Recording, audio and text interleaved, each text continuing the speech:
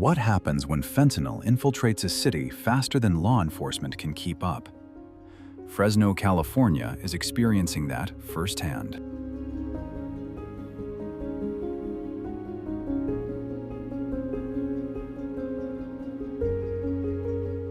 Once celebrated for its vast agricultural lands and hard-working community, Fresno is now grappling with a crisis that remains largely unspoken, though it's visible to everyone who lives here. Tents are multiplying, sidewalks are increasingly occupied by human suffering, and whole neighborhoods are slowly sinking into despair. This isn't simply a drug issue. It's not just an economic downfall, and it's not about people simply refusing to work.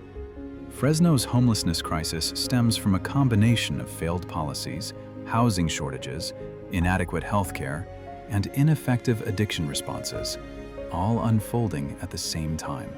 Some argue that homelessness is a choice, dismissing it as something seen only in videos. Yeah, they put me on probation, intensive probation, because I kept getting arrested for possession of marijuana or dropping dirty for marijuana. That's the bad news. Good news is it made me detox. I haven't touched fentanyl in over 8 days, I want to say. Yeah, I'm still smoking crack. I haven't quit everything yet. I'm still homeless out here, so it's still very rough for me to be completely sober, but that big weight, that big burden off my shoulder of having to detox and get off that fentanyl was a major lift for me. But is that really the case? Can we honestly claim that anyone would willingly choose to sleep on cold concrete, face the threat of assault nightly, and endure the extremes of winter and summer without shelter if there were another option? The situation on Fresno's streets tells a completely different tale. Let's uncover the truth in today's homeless documentary episode.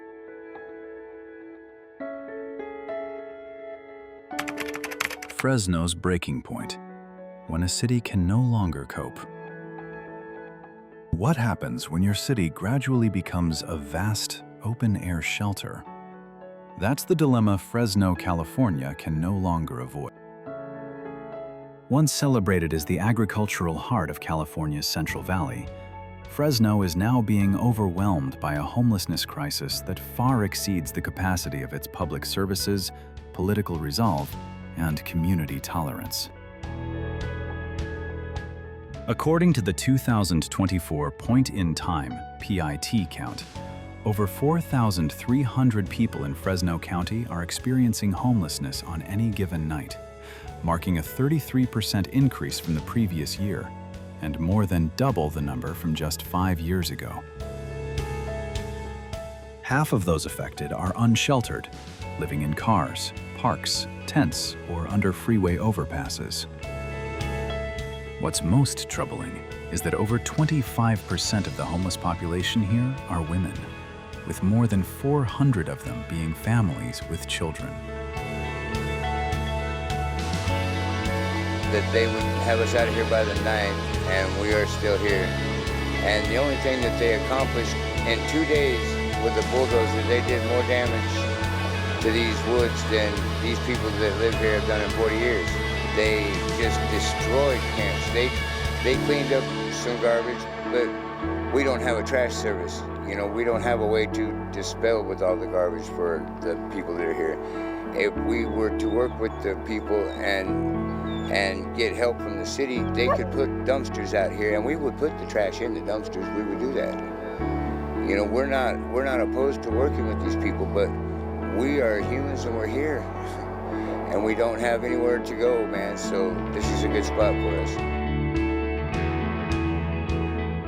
Encampments now stretch across Fresno, from Chinatown and downtown alleyways to the industrial areas near Highway 99. These sites are more than just temporary shelters. They've become zones of suffering, often marked by piles of trash, discarded syringes, and a near-total lack of sanitation. City cleanup crews are dispatched weekly, but the camps always reappear, bigger, more widespread, and more entrenched. Why has Fresno reached this point while other mid-sized California cities have managed to maintain control? One reason is the city's persistently high poverty rate, which hovers around 23%, well above the national average. The Central Valley also lacks the political influence and economic diversity of coastal cities like Los Angeles or San Francisco, which results in fewer resources and less state-level attention. The impact extends beyond mere numbers.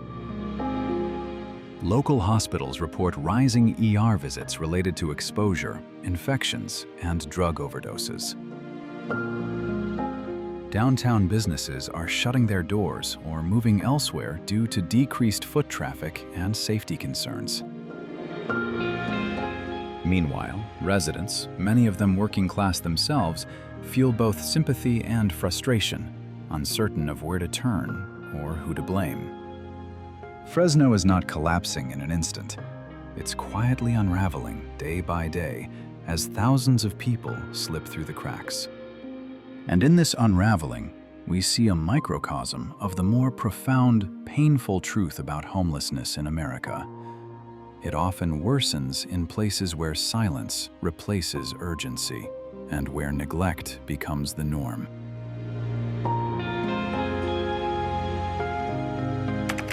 The Silent Invasion: How Fentanyl and Meth Are Reshaping Fresno. How did two synthetic drugs come to reshape the very fabric of a city? In Fresno, fentanyl and methamphetamine are no longer just drug problems. They are powerful social forces that have infiltrated housing stability, mental health services, public safety, and even city planning. Just to be clear, we bring this to light for educational purposes, not to encourage anyone to use these substances. To understand the scope of the challenge, we must first look at availability. According to the Fresno County Department of Behavioral Health, methamphetamine-related arrests in the region skyrocketed by 250% between 2017 and 2023.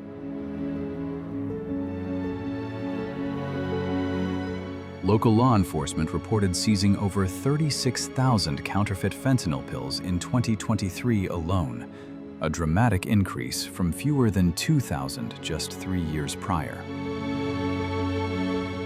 These drugs are often mixed into other substances or sold as something else entirely, creating a climate of unpredictability and mistrust even among users. But the real crisis isn't just within the drug trade. It's in how these substances are sabotaging recovery efforts and the stability of services. Methamphetamine, with its intense neurological effects, causes paranoia, severe insomnia, and erratic behavior. For housing first programs and shelters, this becomes a major barrier. Individuals under the influence of meth often cannot safely share space with others or follow basic rules needed to access services. Meanwhile, fentanyl's intense physical dependency leads many to prioritize drug-seeking behavior over food, shelter, or healthcare needs, which further undermines case management and long-term support plans.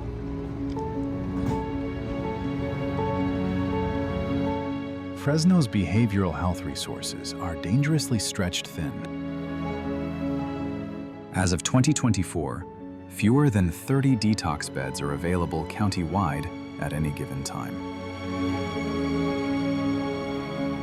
The ratio of licensed addiction counselors to individuals with substance use disorders is estimated at 1 counselor for every 145 individuals, far below what public health experts recommend.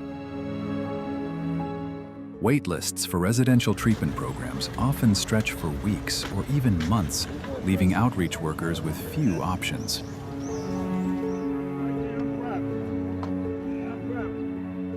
One may ask, why not just arrest people and clean up the streets? In practice, incarceration has proven both costly and ineffective. Fresno County jails are already overcrowded, and short-term stays do little to address the root causes of addiction. Moreover, California's Proposition 47 reclassified drug possession as a misdemeanor, reducing the ability of the justice system to mandate treatment through sentencing. As a result, the city is caught in a complex cycle. Drug dependency limits access to services, and inadequate services perpetuate dependency.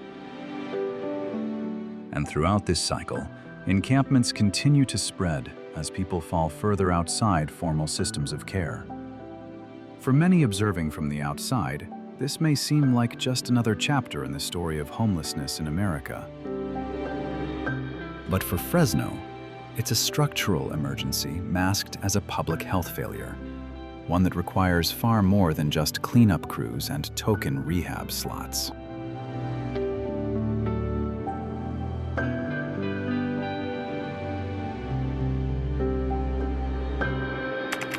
Crumbling safety nets, how Fresno's social services are failing the vulnerable. When basic survival becomes a daily struggle, where do people turn? In theory, social services exist to provide that very answer, offering shelter, food, healthcare, and counseling to those in need. But in Fresno, that system is buckling under immense pressure, leaving thousands in silence and despair. Fresno County's Department of Social Services manages a wide range of critical programs: emergency shelters, behavioral health treatment, food assistance, CalFresh, and general relief.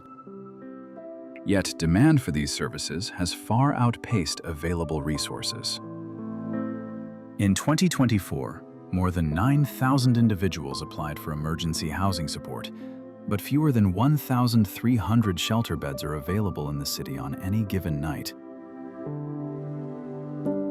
This includes beds operated by nonprofits such as Poverello House and the Fresno Rescue Mission, both of which are frequently at full capacity, turning people away night after night. Moreover, many support services function on a first-come, first-served basis, with long wait lists and strict intake hours.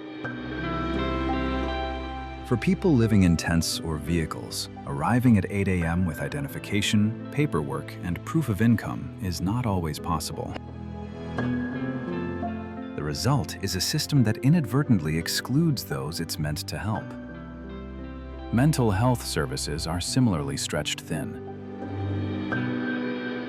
The Fresno County behavioral health system has only a handful of crisis stabilization units and inpatient beds available. Case managers are overwhelmed, often handling 50 to 70 clients each, far exceeding recommended best practices. For someone suffering from untreated schizophrenia or PTSD, help may not come for weeks, if at all. Even food security has become a significant challenge. According to the Fresno Food Bank, over 280,000 residents in Fresno County are now facing food insecurity. Lines at mobile food pantries have doubled since early 2023. Meanwhile, inflation and budget cuts are forcing nonprofit providers to reduce their distribution capacity. For those living on the streets, securing a warm meal can mean walking miles or waiting hours in line for a bag of canned goods. All of this raises an uncomfortable question. Are social services genuinely designed to lift people out of homelessness, or merely to manage them in place? When resources are so limited and systems so fragmented, people don't fall through the cracks because they are unreachable. They fall because they've been deprioritized. The broader issue, once again, mirrors the ongoing homelessness crisis in America, where government safety nets may exist on paper, but in practice, function as stretched thin band-aids over deep systemic wounds. In Fresno, the gap between need and delivery is no longer a small crack. It has become a vast canyon. Is homelessness really a choice? Challenging a convenient myth. It's a lifestyle choice, a phrase often heard in public debates about homelessness. But is this a fair conclusion, or just a way to avoid deeper responsibility? In Fresno, as in many parts of the country, this belief persists among segments of the population. Some argue that shelters are available, jobs exist, and that people remain unhoused simply because they refuse help. However, this narrative falls apart when closely examined. A 2024 survey by the Fresno Madera Continuum of Care found that over 68% many tried to get into treatment or reconnect with family, only to be blocked by red tape, transportation barriers, or lack of identification. It's important to acknowledge that some individuals do take advantage of their homelessness to access free supplies, whether basic necessities or, unfortunately, substances that fuel their addiction. This reality cannot be denied. However, using this minority as an excuse to dismiss the majority only deepens our societal indifference. Also, consider who we're talking about: veterans, seniors, single mothers, and individuals with disabilities. These are not people rejecting help out of pride or laziness. They are people navigating an overwhelming maze of bureaucracy while battling trauma, mental illness, or addiction. To call their struggles a choice is to ignore the daily fight for survival they face. Even finding employment is no guarantee of escaping homelessness. Fresno's booming agricultural economy often relies on seasonal labor, which pays poorly and provides no job security. A full-time farm worker earning $16 an hour cannot afford the average rent of $1,400 for a one-bedroom apartment. What kind of choice is that when the math doesn't add up? So we must ask ourselves, is it truly a choice when every exit is blocked? Or have we simply stopped noticing the barriers? Dismissing people as choosing homelessness lets the system off the hook and silences the real stories of pain and resilience. In the broader context of homelessness in America, this myth isn't just inaccurate, it's dangerous. It shifts the blame away from structural failures and onto individuals who are already suffering. In Fresno, this misplaced blame has become a shield against accountability, and it's time to drop it.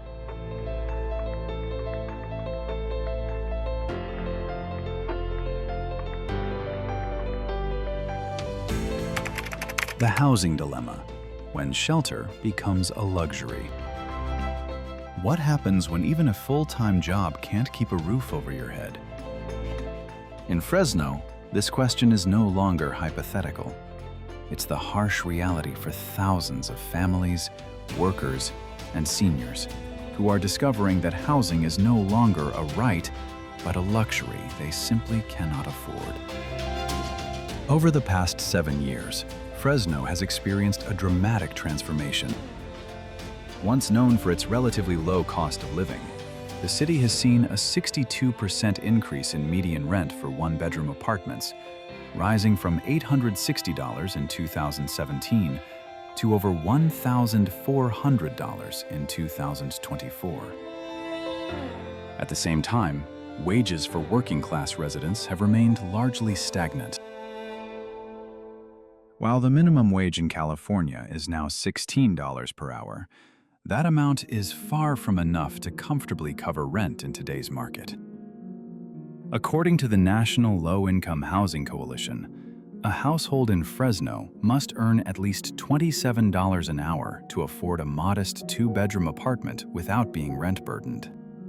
For farm workers, gig workers, and many single-income families, that income threshold is out of reach. Even for those with steady employment, one missed paycheck or unexpected expense can be the tipping point into homelessness.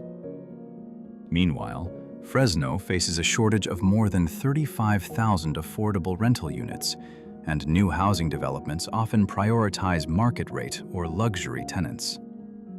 Neighborhood resistance, zoning laws, and construction delays frequently slow down affordable housing projects. The result is a bottleneck where demand continues to increase, but options remain limited.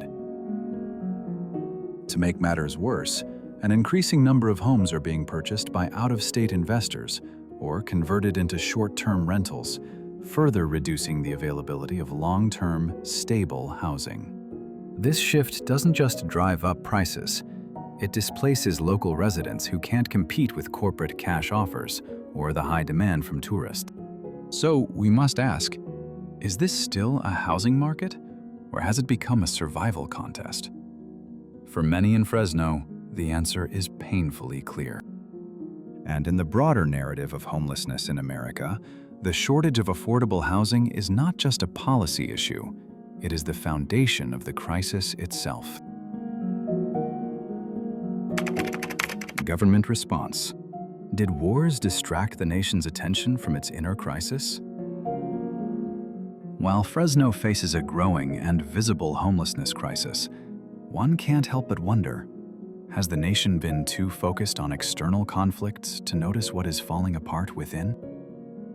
Over the last 2 decades, federal spending has largely been directed towards international wars, defense contracts, and foreign policy issues.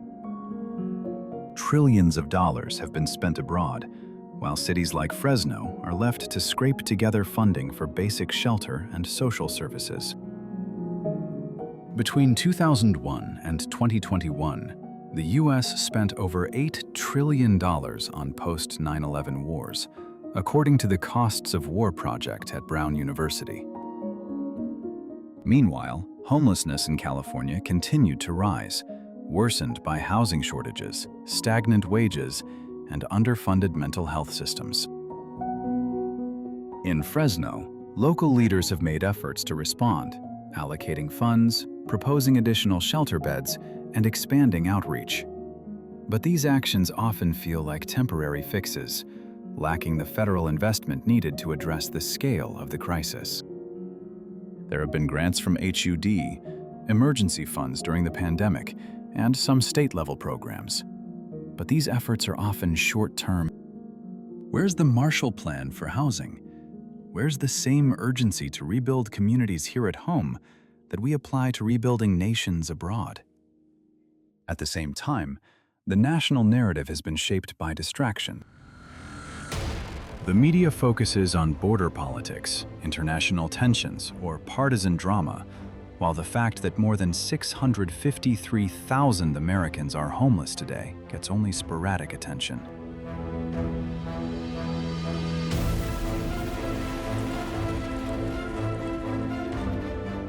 Conclusion. Fresno's homelessness crisis is not just a local tragedy, it's a national warning. The tents, fentanyl, broken shelters, and rising rents are symptoms of a deeper American failure. A failure to prioritize people over profit. A failure to treat housing as a human right. A failure to recognize that compassion without policy is just sentiment, and policy without urgency is just paperwork. What's happening in Fresno is part of a larger truth about homelessness in America. It's not about charity, it's about justice. The people living on the margins didn't get there alone, and they won't escape without systemic change. Throwing short-term grants or policing strategies at the issue won't solve it. We need affordable housing at scale, accessible healthcare, and a government that sees its citizens not as liabilities, but as lives worth investing in.